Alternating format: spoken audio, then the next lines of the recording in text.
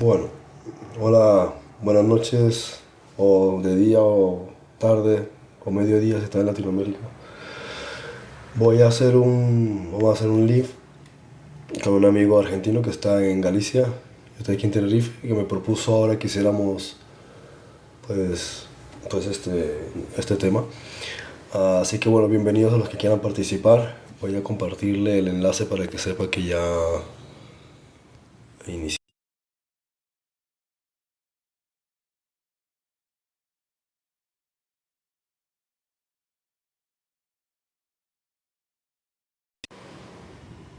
Bueno, espero que estén muy bien, que hayan tenido un buen fin de semana.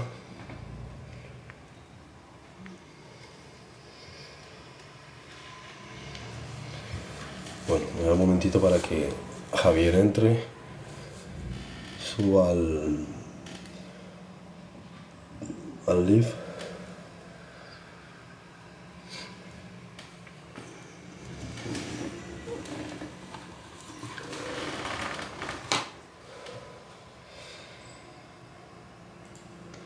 De esta manera voy a tener aquí abierta la Biblia. Lógico, si vamos a hablar de la Trinidad, pues es un tema que supuestamente está basado en la Biblia, entonces habría que tener la Biblia para tratar la temática. Bien, aquí está. A ver si aparece el amigo Javier.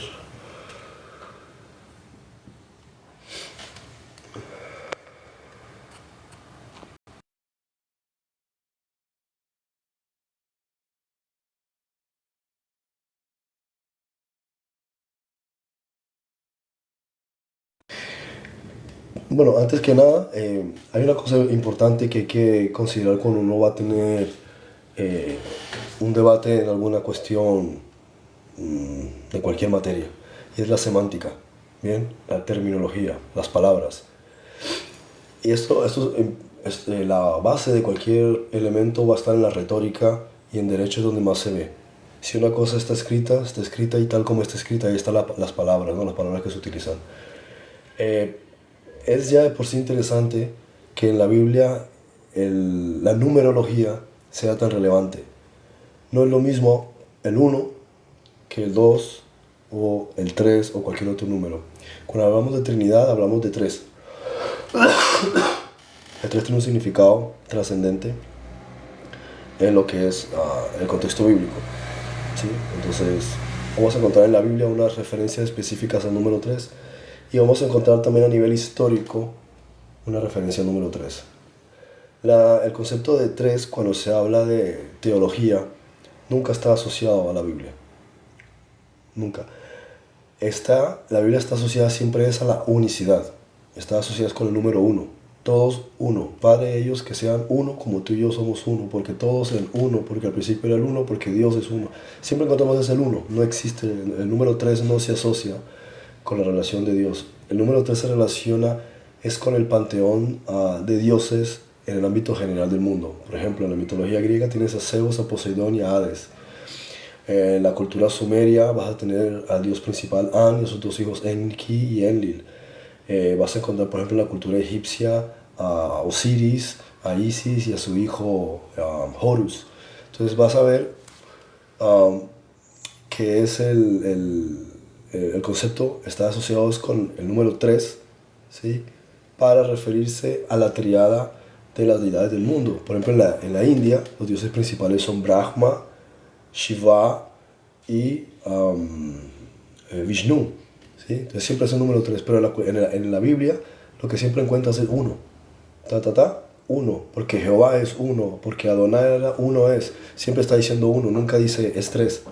Ya a partir de ahí, con el primer punto elemental se viene a pique este tipo de doctrinas que inventa la Iglesia Católica a partir del siglo IV, V, IV, V y VI.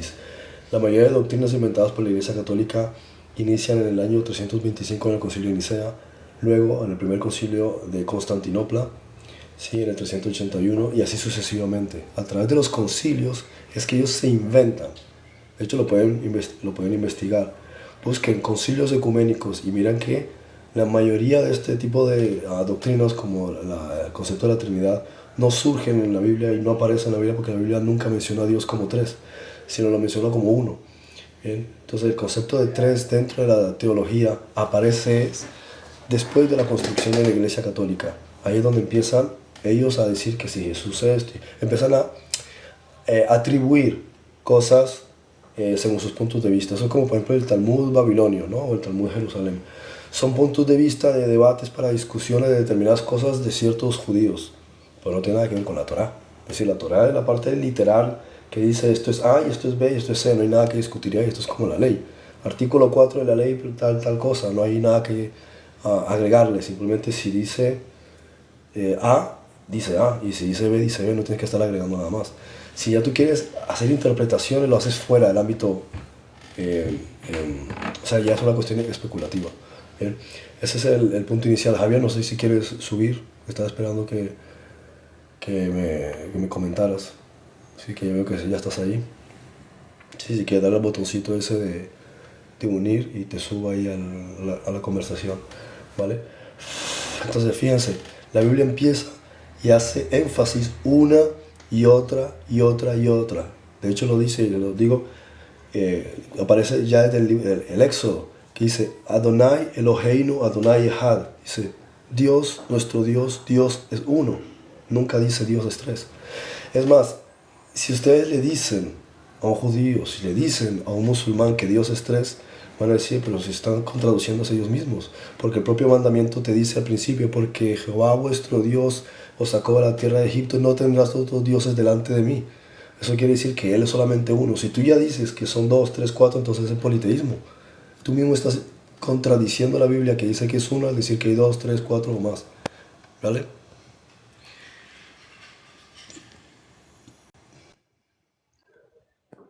Ahora sí.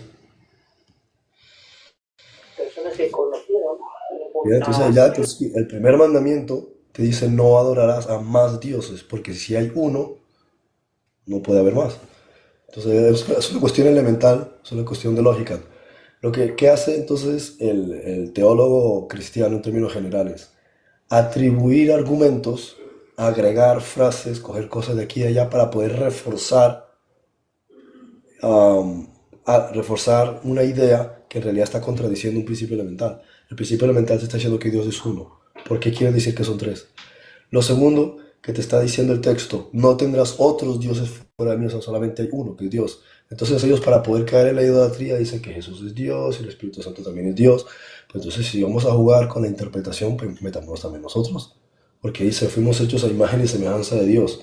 Bueno, pues entonces, un tigre que tiene, que pare, una tigresa que pare leones, pare osos, pare delfines o pare tigres. Pues tigres, que es lo que pare una osa, pare, no sé, tiburones, arañas o también pare osos. Entonces, un oso pare osos, un gato pare gatos. Entonces, si somos hijos de Dios, ¿qué somos? Dioses. O sea, es una cuestión tan increíblemente obvia que me sorprende cuando un cristiano se enfada cuando uno dice, pues si la Biblia te está diciendo que somos dioses. Jesús mismo se lo dice a ellos cuando se enfadan. Pero si él mismo te está diciendo, yo dije, vosotros sois dioses, y la escritura no puede ser quebrantada, ¿por qué si ustedes se enfadan si le estoy diciendo que somos dioses? La misma Biblia te lo está diciendo. Entonces, es como mucha gente que va de fanfarrona, de que se sabe la Biblia, pero después contradice la propia Biblia para poder argumentar, para poderle dar la razón a una idea que ellos tienen. La Biblia te está diciendo que Dios es uno porque dice que es tres. ¿Sí? Te está diciendo que todos somos uno y que si somos hijos de Dios, entonces nosotros también somos Dios en uno. ¿Bien? Ah, que hay alguien más para subir. Vale.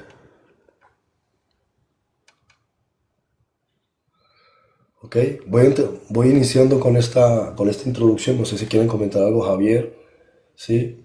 O, bueno, no sé tu nombre, pones ahí RMB 2611. Que Sí, ya él hemos es, él es- comentado. Sí, Hola hemos Freddy, conversado con la comunidad, pero no me sé el nombre. Manuel. Manuel, vale, ok. Hola, Bueno, buenas. no sé si quieren comentar alguna cosa de lo que estoy diciendo.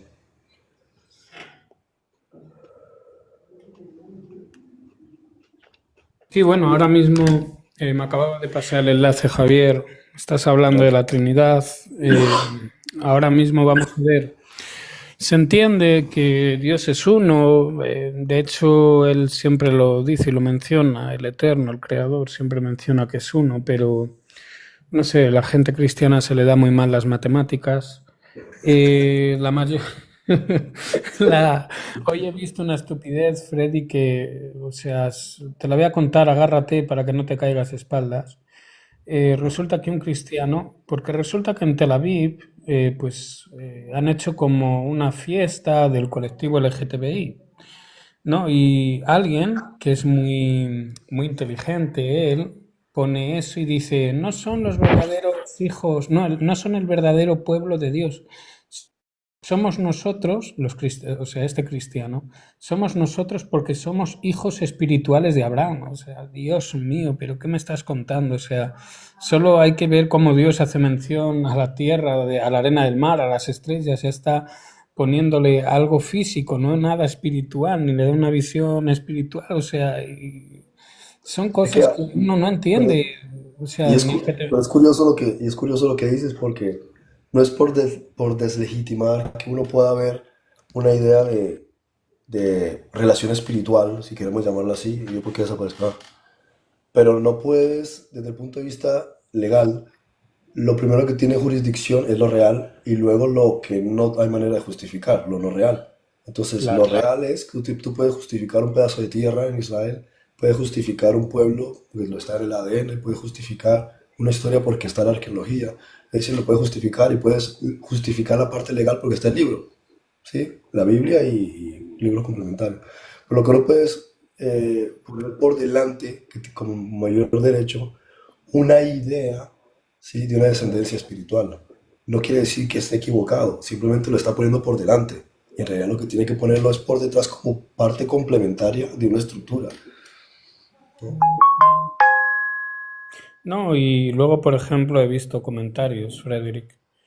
Otro gran pensador diciendo que no, es que esa gente no son judíos, son polacos y tal. Y yo le he recordado un verso donde el Eterno, el Creador, dice que reuniría a los hijos de Israel entre todas las naciones. Entonces es normal que vengan con otras lenguas, con otras nacionalidades, etcétera, etcétera. Pero ellos no lo entienden y créeme, tanto la Trinidad como esto. Mira, ellos leen la Biblia y ellos van a decir que se ven ellos, pero también si les pones un libro de Harry Potter o tal, también se van a ver ellos. Entonces, no sé, no sé, sinceramente no hay manera de convencerlos ni nada por el estilo. Como te he dicho, ¿Sabes por qué? Mira, hay una cuestión importante que hay que entender y tiene que ver con la psicología. ¿Por qué el cristianismo, no sé por qué se desaparece todo el rato la imagen aquí, o se aparece, se desaparece? ¿Por qué el cristianismo tiene la tendencia de caer en la idolatría cuando la propia Biblia te lo está prohibiendo? Porque está en la propia psicología humana, en la forma de pensar del hombre, buscar figuras y referentes. Por eso el problema de la idolatría es tratar de encontrar en cosas físicas referentes hacia los cuales nosotros podamos centrar la atención. Bien, nos focalizamos en cosas que podemos observar. Un árbol, de ahí viene la cruz, una piedra grande, entonces de ahí viene el hacer una estatua, tallarla, incluso hacerle siluetas, sí, marcarlos, darle culto, por ejemplo, a las estrellas. Es decir, si ves el valor de las cosas, está bien, pero cuando haces que objetos que en jurisdicción y poder están por debajo de nosotros tengan mayor poder que nosotros, quiere decir que hay algo que no está funcionando bien en el razonamiento. Es como el individuo que hace una estatua de yeso, él mismo la talla, él mismo la prepara, él mismo la pinta y después le rinde culto. A ver, si el que la creó fuiste tú, estás demostrando que el que tiene el poder eres tú y se lo estás dando a un objeto que tiene menos poder que tú. Es un objeto inanimado, no tiene alma, no tiene sangre, no tiene capacidad creativa, no puede caminar, no puede oler, respirar ni ver. Entonces realmente deberías mirarte tú al espejo y decir, yo soy el que tiene el poder de crear. Entonces a mí es a quien realmente el yeso se tendría que estar idolatrando, no yo al pedazo de yeso. Entonces como que es un razonamiento invertido. El ser humano debería admirar las cosas superiores, no las inferiores, ¿no? Por ejemplo, uno diría, Entonces hay que admirar las estrellas porque son grandiosas, ¿sí? Las estrellas no pueden parir, no pueden crear una obra de arte, no pueden componer una obra sinfónica, no pueden fabricar un automóvil ni construir un edificio. Son fantásticas y dan vida porque es el propósito que cumplen, pero en la creación no hay nada más grande que nosotros. Entonces, si uno tiene que idolatrar algo, diría, pues me idolatro a mí mismo porque no hay nada más grande. Ah, el creador. Entonces ahí no está el razonamiento lógico. Idolatrarme a mí mismo tampoco tiene lógica porque yo no me creé a mí mismo. Entonces, al único que se puede idolatrar es al que creó todas las cosas, que es el que está encima. Y de ahí te viene todo el concepto de por qué entonces los cristianos están tan obsesionados con sacar a Jesús de su rol y atribuirle el rol del creador del universo. Porque no saben crear una distinción entre la parte profesional de alguien, ¿sí? Mm. Su rol, y el deseo de ellos de querer rendir culto a alguien como si ellos fuesen menores. Bien, o sea, esto no tiene que ver con una mala intención de caer en idolatría, tiene que ver con un problema psicológico de falta de autoestima. Y esto lo encontramos que es un común denominador a lo largo de toda la historia. ¿Por qué los seres humanos le rinden culto a los dioses? Porque hasta ese momento muchas culturas creían que los dioses eran sus creadores. Pero no puedes continuar con esa creencia dentro del cristianismo si se supone que ya entendiste que el creador, incluso de los dioses, es el creador de todas las cosas. O sea que hay un Dios por encima de los propios dioses que creó a los dioses. Ya no tiene lógica entonces que uno le rinda culto a estos dioses porque ha comprendido que ellos son dioses menores, ni siquiera son nuestros señores, sino que hay uno más arriba. Ahora entonces uno podría decir, ahora ya no tengo que caer en la idolatría porque ya puedo ir más arriba y comprender que no estoy diciendo que no existen estos señores, pero ahora he sabido que ellos no son mis creadores. Ya no hay ninguna razón por la cual caer en idolatría.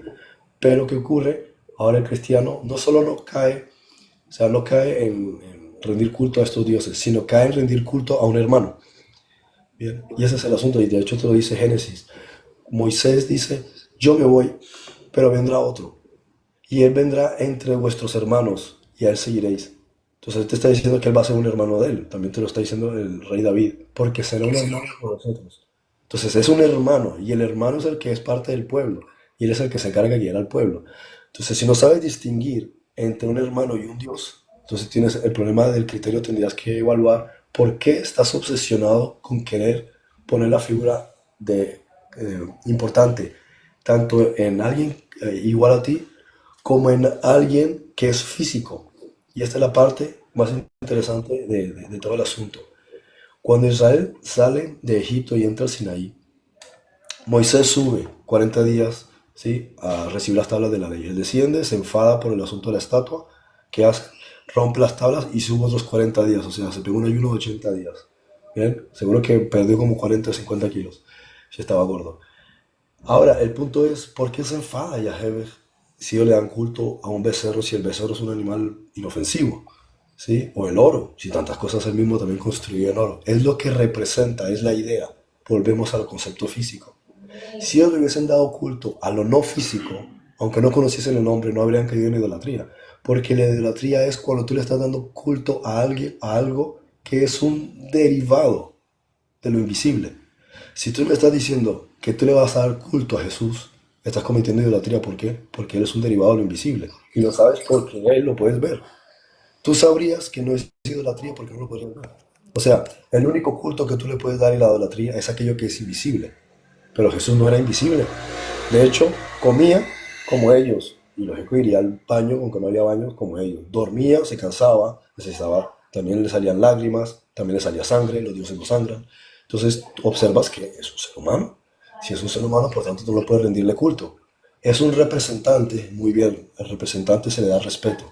Bien, al hermano mayor se le da respeto, al profeta se le da respeto, al rey se le da respeto, al sumo sacerdote se le da respeto. ¿Por qué? Porque si un Dios lo puso y lo honró y le dio un cargo, por eso se dice Mesías, Mashiach, ungido, es decir, ha recibido un título donde está representando lo celestial, o sea, el aceite de oliva. Entonces tienes que respetar esa autoridad y ese es el punto principal. O sea, respeto es una cosa, caer en idolatría es otra. Y este es el punto que cualquiera debe entender de qué significa la idolatría. Caer en el error de darle valor a algo físico cuando lo único que realmente tiene valor como creador es lo invisible. Entonces, si tú puedes ver a Jesús, quiere decir que ya no puedes idolatrarle, porque es físico. Para que tú le puedas dar culto, tiene que ser no físico. ¿Bien? Y el no físico no me refiero a los espíritus, porque ahí está también la cuestión. Por eso, para evitar confusión, hablan del espíritu verdadero como Espíritu Santo. ¿Para qué? Para aclarar que no se está refiriendo a cualquier cosa no visible que pueda susurrarte algo al oído, ¿sí? Que pueda darte una idea. No lo estás viendo, pero a lo mejor te sugestiona. Pero como no sabes de dónde viene, aclarar, es que hay uno que es santo, es decir, no tiene ningún tipo de antecedente negativo, cosa negativa, ¿vale? Por eso la curiosidad de por qué le llaman Espíritu Santo en vez de llamarle, no sé, Sala no sé qué cosa, o Juan no sé qué cosa, sino que todas las cosas en la Biblia tienen un nombre particular o un calificativo. ¿Por qué le llama, aparte de una palabra compuesta, Espíritu Santo? No, tú no ves a Zacarías Bartolomé o Juan de Jesús. No hay un doble, no hay una definición doble. Ninguna persona se llama doble en la cultura hebrea, porque ni siquiera, no sé, no sé si entiende a dónde quiero ir. En cambio, en este caso le llaman Espíritu Santo. Te está diciendo el rango que está por encima en culto de las cosas creadas es lo invisible. Pero aún en lo invisible podrías caer en algún error. Entonces hay un espíritu que sí es santo, a través del cual tú sí puedes acercarte más al Padre. Pero, Entonces, Frederick, ¿cómo puede ser ese Espíritu Santo si, como aquel quien dice, hizo, en este caso, embarazó a Marian estando casada con José o juntada con José? Eso es adulterio. O sea, que el Eterno promovió un adulterio. O sea, ¿cómo va a ser un Espíritu no Santo? está, claro, no está diciendo que fuese una persona o un ente que embaraza a María. Dice, concibió del Espíritu Santo. Entonces hay una cuestión que está diciendo que lo que concibió vino de lo que es espíritu positivo. Si hubiese sido que concibió de una persona, no habría utilizado la palabra espíritu, porque ni siquiera un fantasma puede procrear, no tiene Claro. espermatozoides, ¿cómo va a procrear? Entonces está diciendo que concibió de algo que es puro. No está especificando si fue un extraterrestre, no está especificando si fue un duende. Simplemente ocurrió algo sobrenatural, pero que no tiene nada que ver ni con los Nephilim, porque por eso lo está explicando, ni tampoco tiene nada que ver con ninguna cosa sospechosa, sino que lo que procedió fue completamente santificado y purificado por Dios. Eso es a lo que se refiere cuando dice que concibió el Espíritu Santo. Y hay que aclarar que uno de los puntos principales de por qué se hace énfasis en eso es porque había un precedente ya de que si una mujer queda embarazada y no había evidencia de que hubiese sido por adulterio, ni tampoco con su marido, lo que se sospechaba es que a lo mejor había sido un vigilante, o sea, Nephilim. Entonces, para poder aclarar que Yeshua no era el hijo de un Nephilim, dice, fue por el Espíritu Santo. Bien, por eso es por lo que hace ahí el énfasis para no dejar lugar a malas interpretaciones. ¿Sí? ¿Qué tal, señor Cultura Romaní? ¿Cómo va eso? Buenas noches. Buenas noches. Aquí estoy escuchándote. Bueno, no sé si quieren comentar alguna cosilla. Javier, que estás callado. Entonces, lo que estás diciendo es que concibió del espíritu, se estaba refiriendo que concibió, que iba a concebir algo puro Exacto, en lo espiritual, porque en lo físico sí era una persona. exacto. O sea, no te está diciendo Y que consigue algo necesitaba, físico a través. claro, necesitaba inseminación, hablando en plata. A ver, no te está especificando el procedimiento, te está diciendo que viene de Dios. Entonces, cuando él dice la inseminación de dónde viene, él dice la inseminación viene de Dios. Yo no sé por qué esta pantalla se desaparece todo el rato, me está mareando. Sí. Es por el fondo de pantalla que has puesto. Que a lo mejor es muy oscuro. Lo tendré en cuenta el próximo día. Entonces, por eso Es que hace está la énfasis. cara más adelante. ¿Así? Utiliza la palabra Espíritu Santo y dice porque viene de Dios. Entonces ahí es donde está la parte que acabas de mencionar tú. ¿Quién es el que provee la parte de inseminación? Dios. Eso es. Ahora, si ya quieres entrar en razonamiento de cómo es eso posible, es para lo que uno se rebane la cabeza. Porque es algo que no es propio ni siquiera los Nephilim hacían ese tipo de cosas. Los Nephilim Ah. actuaron en Es cierto que no plano hubo, emocional. no hubo inseminación para Adán ni Eva. Bueno, si ¿Cómo? lo quieres ver así. Ahora, si queremos hablar desde el punto de vista un poco más científico, no sé si conoce el caso de la investigación de Ron Wyatt. Ron Wyatt hace, no me acuerdo en qué año, en el 80 y algo, ¿sí? Él siente por parte del Espíritu Santo que tiene que ir a cierto sitio en el Gólgota. Y él Sí. pasa y ve una aguja de sangre petrificada, ¿no? Entonces él hace un estudio.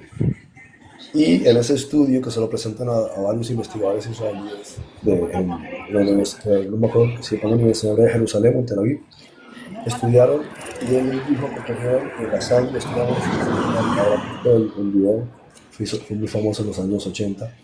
Entonces, el punto interesante de todo esto, ¿sí? Es que el ADN de Jesús tenía 23 cromosomas para iniciar, no tenía 46 cromosomas. Entonces, eso quiere decir que tenía el ADN del portador femenino para la parte estructural del cuerpo. Sin embargo, en cuanto al padre, no necesitó portador biológico, solamente el determinante sexual. O sea, iba a ser hombre. En pocas palabras, Jesús tenía el ADN de la madre para lo que significa el cuerpo y para el resto de cosas como determinante venía del Padre. O sea, Yeshua simplemente era un ser, ¿sí? Que está viniendo desde el Padre. Ya la parte del cuerpo la proveyó el ADN de la madre.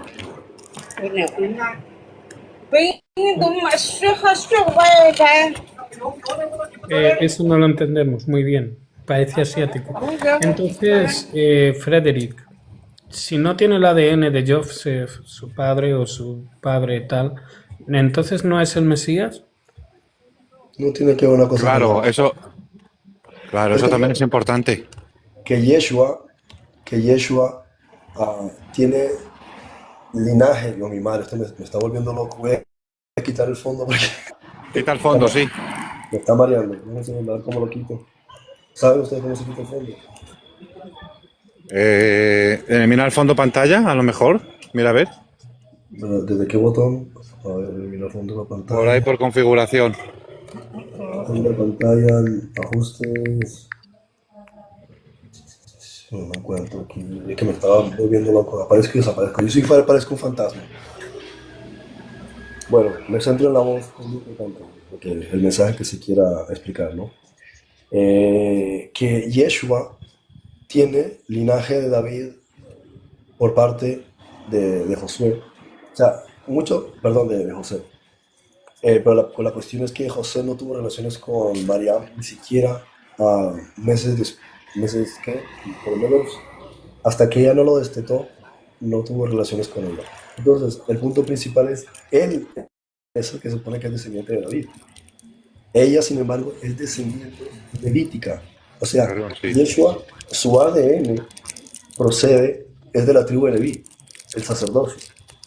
Entonces, alguno diría, pues no tiene entonces sentido que José, sí, que es el que desciende de David, le dé a él la paternidad para que él pueda ser descendiente de David. Es que lo está haciendo desde el punto de vista legal, no genético. Esto es una enseñanza importante que se debe comprender desde el punto de vista jurídico. Los aspectos bíblicos tienen un valor jurídico, no tanto de ADN. ¿Sí? Entonces, eh, ¿por qué se utilizan los dos elementos? Porque la gente está acostumbrada al ADN. Descendiente de fulanito porque tiene sangre de no sé qué. Pero lo que te quiere enseñar es que hay un rango que tiene casi que el mismo valor que es la parte jurídica. José, al ser el esposo legal de la madre del niño, es el que le da al niño el derecho legítimo de continuar el linaje, aunque no sea descendiente de David biológico. Bien, está dando un valor jurídico, es lo mismo que la adopción. Si Sí, yo sí, soy sí, sí. adoptado por una persona de tal cosa, Pero yo recibo una, todos los una, derechos si una, estoy una, legal.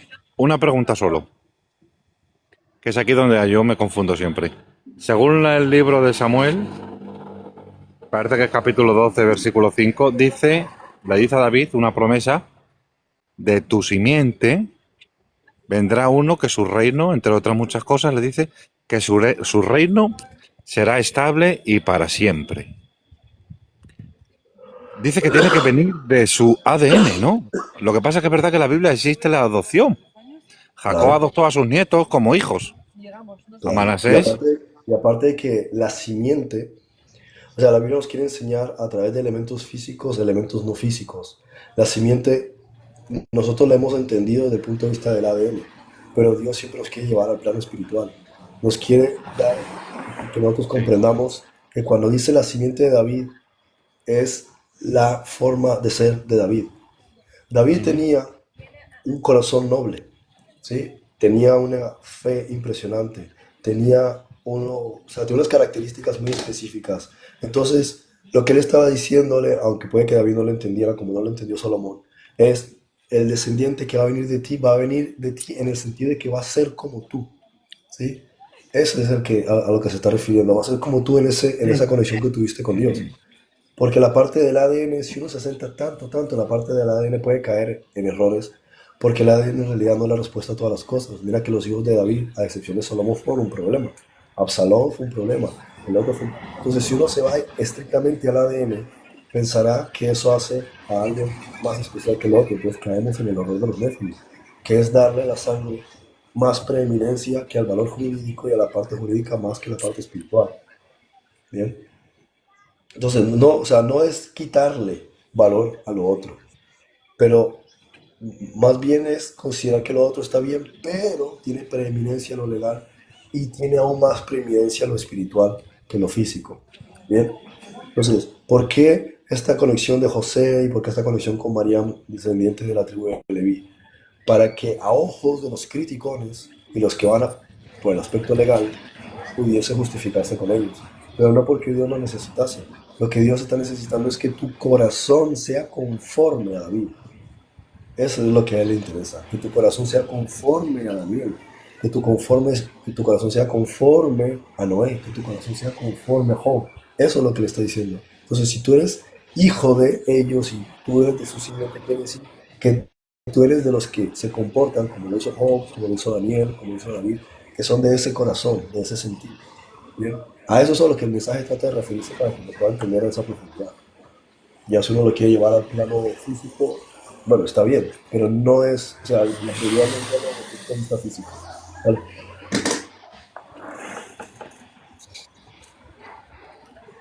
Entonces el cuerpo físico de Yeshua viene, todo eso viene, es un misterio, no se sabe de dónde toma lo físico, dónde toma no esa genética para poder ser un ser humano, De la mamá, de la mamá. claro. O sea, ¿y es posible eso? Sí, a través de un milagro. No, el ADN, toda la información. Cuando nosotros somos concebidos, uno de la célula del espermatozoide tiene 22 cromosomas. Bien, y el receptor dentro del óvulo tiene también otros 22. Entonces ellos se van a combinar. Hay un extra, puede ser el de la mujer, puede ser el del hombre, si es X o XY, que es el determinante sexual. Pues hay 22 y 22 o sea, hay 22 y 23 o 23 y 22. La cuestión es que al final haya 46 porque ellos se empiezan a replicar, ¿sí? Pero en ese momento hay una división celular, perdón, hay una división celular, no, hay una división entre el portador y el que lo está recibiendo para que empiece la multiplicación, ¿no? Pues a partir de ahí ya nos salen los cromosomas y cada cromosoma tiene cientos y cientos de genes, ¿no? Entonces en este caso ahí está toda la información genética. Pero resulta que en el estudio que hicieron estos israelíes, ¿sí? Descubrieron que la sangre de Yeshua tenía 23 cromosomas nada más y 22 eran femeninos, eran de la madre. O sea que el portador padre solo aportó uno, que solamente era un gen XY, o sea, solamente estaba aportando la parte que definía que iba a ser hombre. ¿Y eso se ha descubierto? No me acuerdo en qué año fue, pero y no sé qué pasó con el estudio. El hijo de Sí. Ron Wyatt lo estoy investigando y contacté con alguien que contactó con el hijo de Ron Wyatt, pero ocurrió hace tanto tiempo que no se sabe dónde están esos estudios ni dónde fueron a parar. Pero se hicieron en Israel en los años 80, creo. Sí. Yo Así que tengo lo que se una está diciendo es que pregunta. Dime, Javier. Tengo una pregunta y si cerráis los micrófonos porque se escucha ruido mucho, más que tu palabra. Y hay algo que los cristianos sacan muy a relucir, una situación muy clave.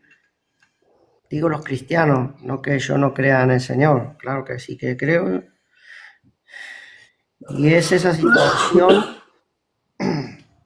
ahí con con Juan el Bautista, donde él va a ser bautizado, donde hay una voz que viene del cielo, donde hay una representación de un animal, una paloma. Hay, como dicen, 3 manifestaciones, por así decirlo. Entonces, yo quisiera que me explicara un poco ese panorama en el cual Yeshua viene delante ¿cómo es? De su primo. Nunca habían dicho que aquí están los gitanos, es su primo. Y, y ocurre todo esto en un mismo lugar, una voz que viene del cielo, una paloma y la forma personificada de uno que, por así decirlo, no es que vino de arriba, pero sí que tiene una intervención de arriba. Adelante. No sé si te estoy entendiendo. No entiendo la pregunta. Porque de ahí, de este Juan, pasaje, con Juan el Bautista, no entiendo qué relación tiene. claro, no digo que la situación de ese momento que se oye, este mi hijo amado, en quien tengo complacencia, viene la paloma, y Sí, es el cuerpo de un humano allí representado y el reconocimiento de su primo. Entonces, muchos se aferran a esto para decir de ahí que viene esa trinidad, por así decirlo. sigo sin ver la conexión, no lo entiendo. No, No, a ver, vamos a ver, mira, para que lo entiendas, para que el mundo cristiano cree en la unión hipostática. Hablan de eso, que es un invento totalmente que parece que sale de una película griega o de unos dibujos animados.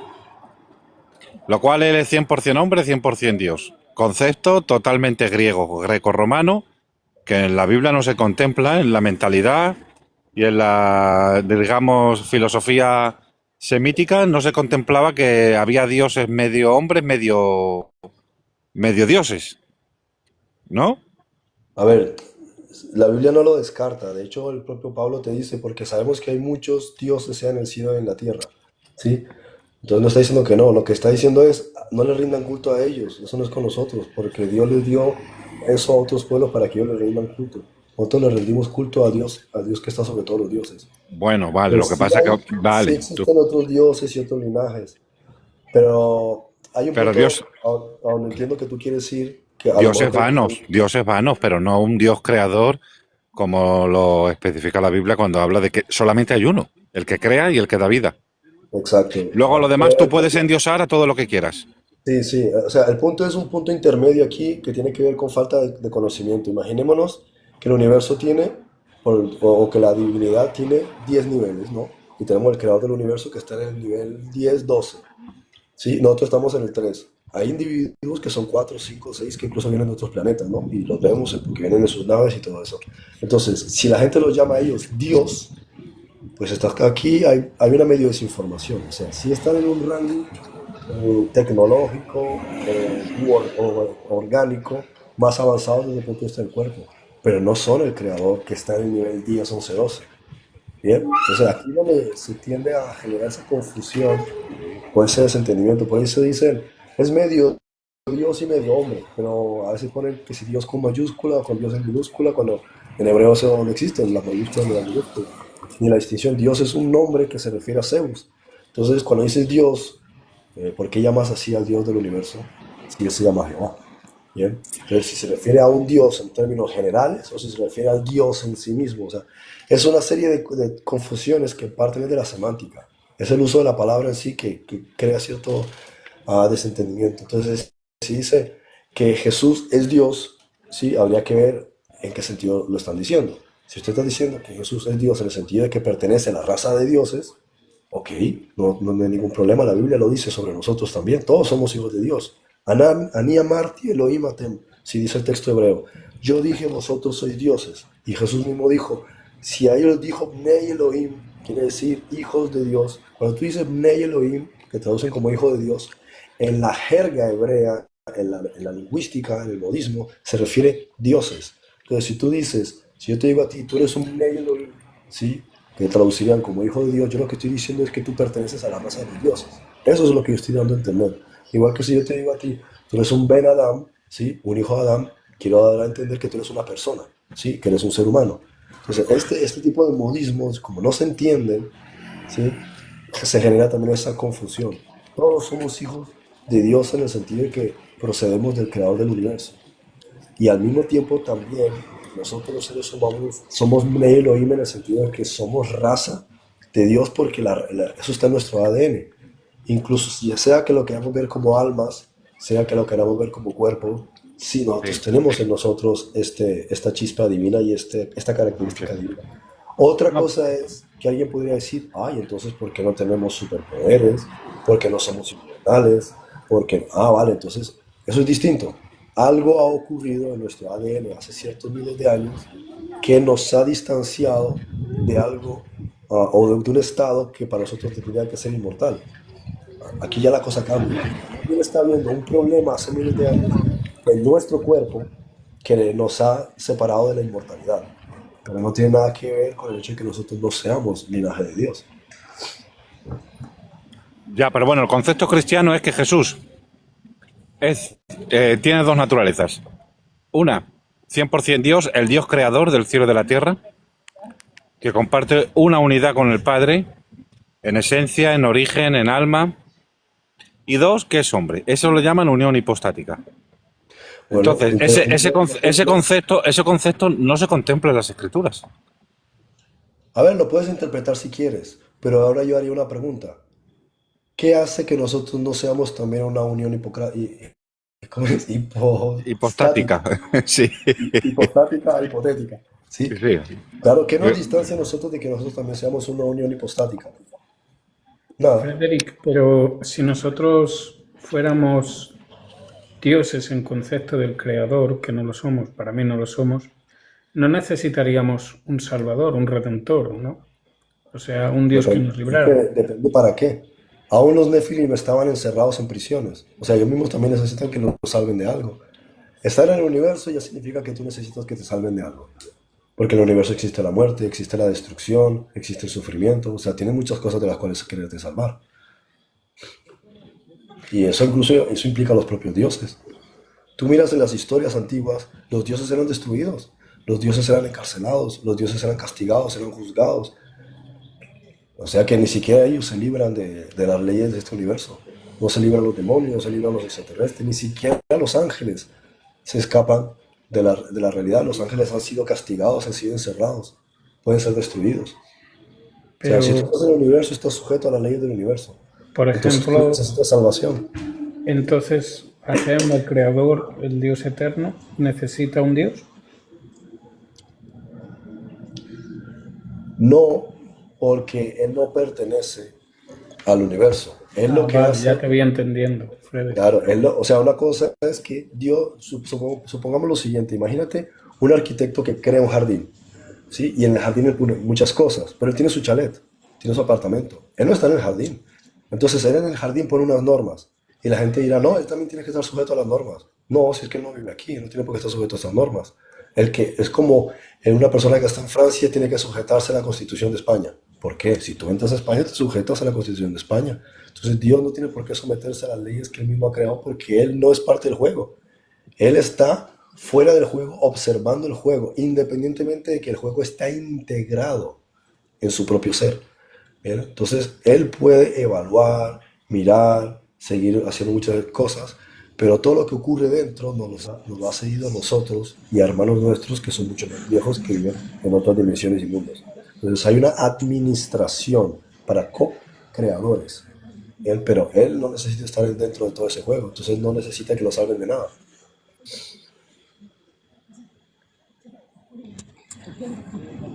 Javier anda muy callado, ¿qué pasa? ¿Está sabiendo del pecado? ¿Qué? Lo que El pasa es que Eterno. el concepto de pecado tiene una connotación particular dentro del cristianismo que no tiene nada que ver con el judaísmo. De hecho, el propio judaísmo tampoco lo entendía muy bien. Nosotros tenemos dos elementos, ¿sí? En la escritura hebrea, de la Torá, que es pecado y transgresión. La transgresión es cuando la norma o la ley dice X cosa y tú violas la ley. Eso es transgresión. El pecado es cuando se supone que tú tienes que hacer las cosas de una manera, pero das en la dirección que no coincide. Entonces queda a que hay una repercusión. Si todas las cosas funcionan de una manera armónica, como tiene que ser, todo continúa funcionando perfectamente. Pero si tú haces algo que va en contra del el mecanismo natural de las cosas, se tiene que restablecer en algún punto.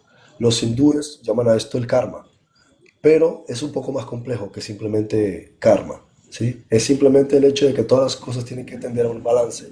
Si nosotros estamos moviéndonos en un barco y somos 20 personas, tiene que haber 10 en estribor y 10 en babor. De otra manera, donde haya 15 en estribor y 5 en babor, el barco se da la vuelta y se hunde. Entonces, este es el equilibrio del universo. Tiene que haber una balanza. Mujer y hombre, oscuridad y luz, vida y muerte, arriba y abajo, dentro y fuera. ¿Sí? Todas las cosas tienen que tener un equilibrio dentro del universo, un balance. ¿Bien? Entonces, cuando tú haces algo que desbalancea el sistema, ¿sí?, estructural del universo, va a tender a mover una fuerza para que se vuelva a establecer. Entonces, si yo tengo delante a alguien y yo cojo y le pego una pedrada a esa persona y le abro la cabeza, he producido un desajuste. Entonces, ¿qué ocurre? La energía de la estructura del universo que está establecida para que todo se establezca va a hacer que a mí se me devuelva una pedrada en la cabeza para que se restablezca y se restituya todo. ¿Bien? Lo único que va a cambiar es la relación entre la persona a que yo le di la pedrada y yo. Aquí es donde la cosa cambia y entra el marco jurídico, lo que podemos llamar el perdón. Si el individuo que recibió la pedrada me dice, eres un cabronazo, pero vamos a dejarlo así, no te deseo que el daño que me has causado, posiblemente yo no reciba la pedrada. ¿Pero por qué? Es gracias a él. Si él no dice nada, o si él me demanda cualquiera de las dos cosas, a mí se me devuelve. Si él me demanda, se me devuelve jurídicamente. Si él no dice nada porque me tiene miedo, entonces la restitución la hace el universo. En algún momento a mí me ocurre o lo mismo o algo parecido, para que se establece, ¿cómo se dice? Se vuelvan las aguas a su Impresionante, sitio. ¿Bien? Ese es en realidad el principio de todo esto. Lo que ocurre con el tema impresionante. bíblico es que se confunde pecado con transgresión. ¿Bien? Y son cosas distintas. Si la ley judía, sí, o la ley de Moisés te decía, no harás tal y tal cosa de día, no sé qué, sí sé cuánto, y va el individuo que está sujeto a esa ley y no lo obedece, está violando la ley, está habiendo transgresión. Entonces, según la norma de la época, le podían apedrear, si era demasiado severo, lo podían exiliar, si era excesivamente severo, o sea, hay que ver cuál era la situación, ¿no? Para ver, o si pagaba una multa, ¿no? Lo mismo ocurre hoy día. Te saltas un semáforo o haces determinada cosa conduciendo y hay un penalty, ah, una ilegalidad y tienes que restituir. Incluso aunque no ha habido daño causado, ¿no? Y eso es básicamente transgresión. O sea, las leyes de los ¿Por qué gobiernos están no, como si por qué fueran no, transgresiones. por qué no bloqueas a este personaje, Sí, el furullo este es a este zurrido de que perro, con perdón? incomoda. ¿Quién? Este que se Este, ríe un aquí, ser, está aquí. Este sin vida que está aquí riéndose. Ah, sí, Bloquea a sí. este borrego, a este. No, este no es un borrego, este es un zorullo. Pero de estos recién cagados que echan un poco, perdón. Es que apenas he mirado poco sus comentarios. Lo que pasa es que quiere atención. Claro, pero bloquealo. no, siléncialo para que escuche todo esto Sí, también. ¿Qué y hacemos? Yo no puede hacer pongo nada. user 2008 Sí. 32593061. ¿Te bloqueamos o qué hacemos Silencia, contigo? silencia para que No te va a siga decir nada de escuchando. momento. Si quieres seguir participando, No se te ve la cara con el universo, Freddy, ahí eso es atrás. como el refrán que dice que estás tan enfocado en el árbol que no ves el bosque. No sé, es que no sé qué hacer con la imagen esta. La quito, la pongo, la No, quito. no, no, está bien, acerca la cara o aléjala, a ver si se te ve. No sé, mira, no lleva rato sin reaccionar, se quedó suspendido en el espacio. Sí, ya no eres materia. No, es lo que te iba a Hasta decir. aquí. Es que mira, ni No siquiera eres aquí la materia. cámara. Ahí está. Freddy, Bueno, este te está incluso faltando el respeto No pasa nada, sin déjalo. conocerte de nada, o sea, bloquealo a la mierda. Mira, No ahí sabe lo está. que hace, déjalo. No, no, ¿cómo que no sabe lo que hace? Sí, sabe muy bien. Hay que bloquearle y silenciarle. ¿Para qué quieres esto aquí? A ver, user, vamos, si necesitas atención, vamos a darte atención, porque parece que papá y mamá no te dan atención. Dices, tú puedes escuchar la verdad. ¿Cuál es la verdad si todo lo que llevas comentando aquí son insultos? Esa es la verdad. ¿Qué tienes? 15 años. ¿Sí? A ver, explícate. Necesitas atención. ¿Qué tienes? 14 años. Papá no te presta atención, mamá no te presta atención. ¿Quieres que nosotros te prestemos atención? Vete a jugar con la consola.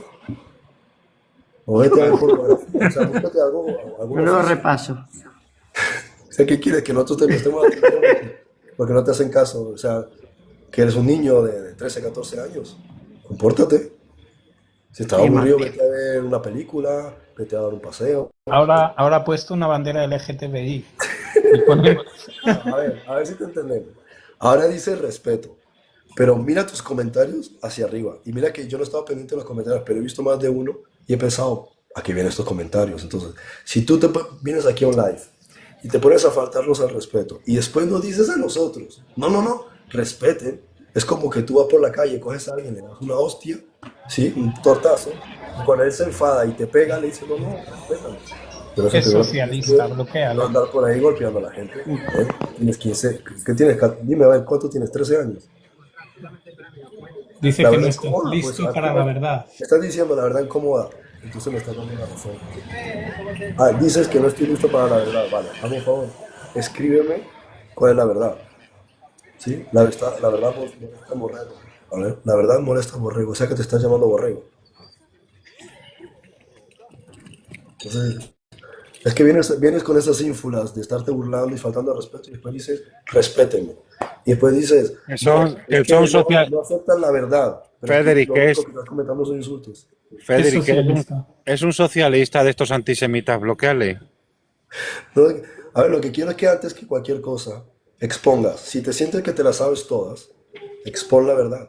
Pero no te pongas a insultar a otros y después esperar que no te insulten. Porque así es absurdo. Te insulto, pero después cuando tú me insultas te digo, respétame, que eres un niño pequeño.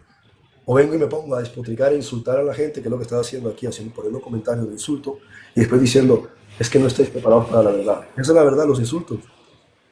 Que tienes 12 años. No somos libres. Tú eres el que no eres libre. Y no eres libre de los paradigmas que te has metido en la cabeza. Porque te estás comportando como un niño pequeño. ¿Sí? Si Pido tienes algo que pajaritos en la aportar, cabeza si tienes, y mira, otras no sé cosas cuál es por tu donde nombre, mierda user la cabeza. 2000, no sé qué cosa. Si quieres aportar algo, escribe algo inteligente aquí para que nosotros digamos, vaya, el señorito sabe. Pero no te pongas a faltarnos al respeto porque estás quedando como un tonto. ¿Bien? Continuamos nosotros con el tema. Javier, ¿qué quieres comentar de lo que estamos hablando? Sí, bueno, mm, yo, como te dije desde el principio, el Eterno no usa la simiente para crear a Adán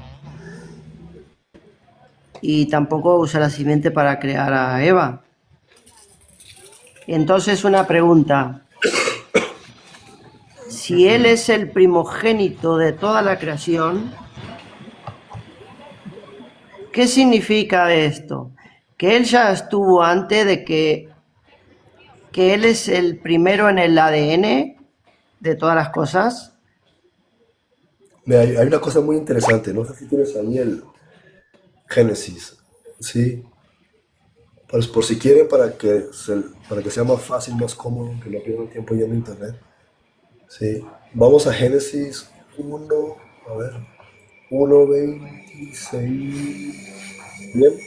Y dice, le llamé a Elohim y dijo Dios, nace Adam, hagamos a Adam, Batselemnu, ¿sí? Como Muteinu. Mira el punto interesante, lo que estaba diciendo antes, de que Dios no hizo a Dios en su simiente. En realidad sí lo hace en su simiente. Es la parte más interesante, aunque lo está diciendo en dos niveles diferentes. Bien, uno lo está diciendo en el nivel de la forma, del mundo físico, y otro en el no físico. Cuando él dice, sí, nace Adam, él no está diciendo, hagamos a una cosa, ¿sí? Que va a tener dos piernas, dos manos, el cabello así. No, él está diciendo, hagamos a Adam. O sea, él se está refiriendo a algo que ya existe. Es como imaginémonos que no ha habido nadie en la historia que ha creado un automóvil, ¿no? Y de repente nos sentamos en una mesa y decimos, bueno, ¿qué hacemos con lo que estamos aprendiendo sobre motores? Y dice alguien, bueno, creemos un, no sé, un Lamborghini Aventador. La gente lo volteará a mirar y dirá, Lamborghini, ¿eso qué es? Eso es el razonamiento que uno debería tener. ¿Qué es Lamborghini? Ahora uno sabe lo que es Lamborghini, pero si no existían automóviles, nadie sabría lo que es un Lamborghini. Entonces aquí te está diciendo, hagamos a Adam a nuestra imagen y semejanza. Él no está diciendo, hagamos a un ser que va a ser así, así, así. Él está hablando de algo que parece que da por sentado que todos ya saben lo que es. Él está diciendo, vamos a crear algo que ya existe, y ya sabemos lo que es, pero lo vamos a hacer en la imagen que nosotros tenemos. No dice que yo tengo, que nosotros, o sea, hay una serie de personas o de seres que están queriendo crear algo que ya existe, pero lo van a hacer en un modelo que se va a parecer al diseño de ellos. Y dice, Kedmuteinu. Y hay una cosa interesante, la C, cuando tú pones la C en el prefijo de la palabra en hebreo, es una comparativa. Como, de ahí viene el español como, ¿sí? Tumuteino, en vez de decir tumuteino, debería decir tmut, que es apariencia, pero dice dmut. Lo está diciendo con la D, no lo está diciendo con la T. ¿Qué es el prefijo DM? Dam, es sangre. O sea, está diciendo, vamos a hacer un ser que se va a parecer físicamente a nosotros, pero aparte de eso va a tener nuestro ADN. Fíjate qué interesante lo que dice aquí. Básicamente, con las tres palabras que van una detrás de la otra, Adam, Basmuteinu, como, a ver, Batselenu, como Muteinu, está diciéndote literalmente el texto que unos señores que estaban ahí, que no eran humanos porque los llama Elohim, pero es decir, pertenecen a una raza inmortal, van a crear un ser que ya existe, pero ellos lo van a hacer distinto. O sea, ellos van a hacer una especie de clon o una especie de diseño inteligente, pero lo van a hacer para que se parezca a ellos. O sea, que ese original no se parecía a ellos, pero quieren hacer uno que se parezca a ellos. Pero aparte de eso, que tenga su propio ADN. Ven por donde va la cosa de interesante, pero uno en español no A lee eso. simple vista te rompe la cabeza esto. Claro, si tú lo lees en el texto hebreo y lo analizas debidamente, te rompe la cabeza. Si lo lees en español, mira, la gente ha repetido esta frase durante miles de años y no se ha parado a analizarla profundamente. Bien, entonces te está diciendo que la raza humana o el ser humano ya existía en el universo antes que estos dioses lo mencionaran. Y aparte de que ya existía, ellos dicen, vamos a hacer ese diseño, pero ese diseño queremos hacerlo bajo nuestra jurisdicción, es decir, va a tener nuestra apariencia. Entonces, si nosotros nos miramos al espejo, estamos viendo la apariencia de estos individuos que nos crearon a nosotros. Por tanto, hay otros humanos como nosotros que no se parecen a nosotros porque no se parecen a estos dioses, pero estaban antes y tienen una similitud a la nuestra, pero no necesariamente son como nosotros. O sea, nosotros nos parecemos a los diseñadores que estaba hablando aquí Génesis, pero ellos la idea la tomaron de otras razas que ya existen en el universo. O sea, que hay seres humanos en otras partes del universo, pero no necesariamente son exactamente parecidos a nosotros. Nosotros nos parecemos a estos Elohim que tomaron esa decisión. Y que aparte de eso, tomaron ADN de ellos y lo introdujeron en el diseño que iban a crear. O sea, no crearon a un androide, no crearon a un cyborg, no crearon a, no sé, lo que sea. Ellos crearon un individuo que se parecía a ellos Oh, físicamente Dios. y que compartía ADN de ellos. ¿Bien? Y eso te lo está diciendo el texto hebreo. Vayan y lo busquen. Hay una página interesante, creo que se llama Ya, Biblia espera. Paralela. Y ahí tú puedes ver, no sé si hay otras en internet. Y te vas a Génesis 1.26 y observa la frase y descompóngala para que no suene como que, vale, como Sí. Freddy Cabra hebreo se inventó una idea y está sugestionando aquí a la gente del LIF. No, No, pero hagan escucha, ustedes el ejercicio. escucha una cosa. De esta foto de Donald Trump que dicen que no es IA, la propia IA investigando esta foto de estos seres rubios, albinos, altos, que se presentaron delante de él, ¿no? Dicen que no es IA, que son seres de fuera. Tienen una imagen y un aspecto humano. Entonces, bueno, ¿quiénes son?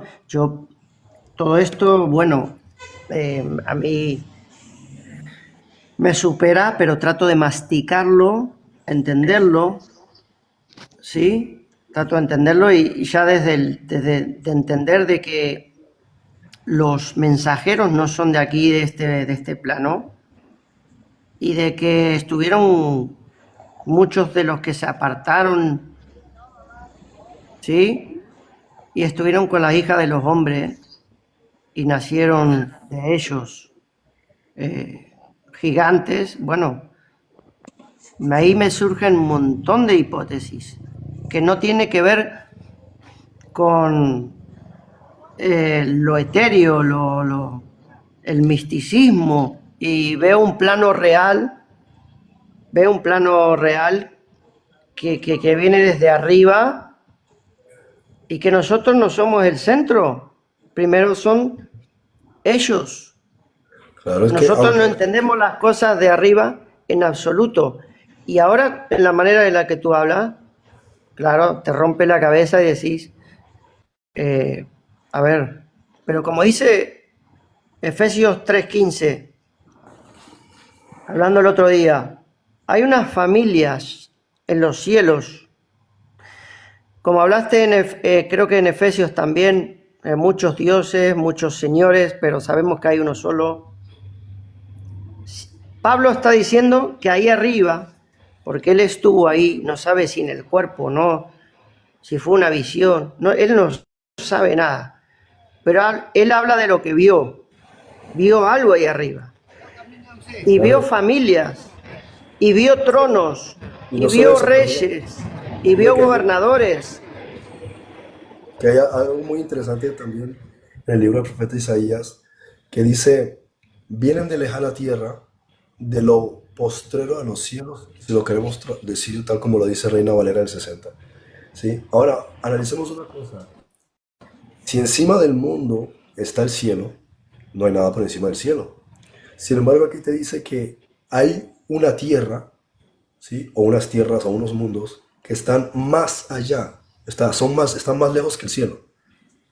Y de ese lugar vienen tanto Yahweh como todos sus ejércitos y toda la instrumentalidad, ¿sí? De guerra que van a venir a finalizar la situación más densa en los procesos que van a darse en la Tierra, ¿no? El aspecto este del efecto Armagedón. Ahora, si uno se para a pensar, ¿de qué lugar nos está hablando? O sea, ¿qué lugar si se supone que el cielo, imaginemos dos probabilidades, dos posibilidades.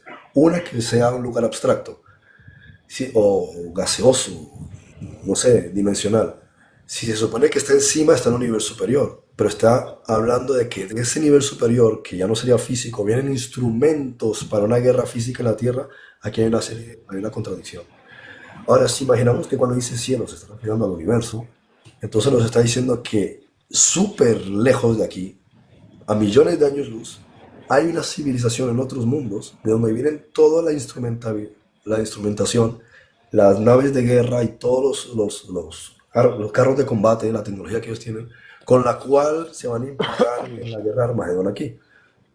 Cada quien verá cuál de las hipótesis le resulta interesante. Pero en cualquier caso te está dando una tecnología física. Porque a mí de qué me sirve que tú me lances una granada espiritual si cuando explote todo es espiritual, no me hace daño. Tiene que ser una granada física para que a mí me haga daño físicamente, ¿no? Como Jesús es elevado al cielo, o sea, es resucitado, ¿no? Como dicen, en un cuerpo físico para irse a un cielo espiritual. Eso es una contradicción. Y él le dice, dame pescado, porque él dice, dame pescado espiritual porque yo ahora soy espiritual. Y si subió al cielo, lo recibió una nube. ¿Y de qué sirve que lo agarre en la nube si él se va a intentar agarrar de la nube y se va a caer porque la nube es agua? Entonces tiene que haber algo físico que lo recibe arriba, aunque esté metido dentro de la nube. Y tiene que tener un cuerpo físico para que coma pescado. O sea, tiene que haber una correspondencia coherente entre niveles, ¿sí? Como dice Pablo, ajustado lo espiritual a lo espiritual. Si le dan un cuerpo físico y y sube al cielo, entonces está yendo al lugar físico. Porque si no, entonces, ¿para qué le dan un cuerpo físico? Que se quede sin cuerpo, y sin cuerpo se va a los reinos sin cuerpo. Vamos a utilizar un poquito la coherencia. Si a mí me dan un cuerpo físico para elevarme al cielo, es porque allá en el cielo también va a haber algo físico. Y si, sin embargo, la gente mira para arriba, lo que ve son nubes. Tú no puedes engancharte en una nube, solo Goku es el que se sube en una nube voladora. Me lo hacía cuando era pequeñito, ¿no? Pero tú no te puedes subir en una nube, que es agua, te caes. ¿Y qué vas a hacer en una nube? Imagínate todo el día sentado mirando por un lado y por otro, no hay nada que hacer. Entonces, si te están subiendo, es una forma de referencia.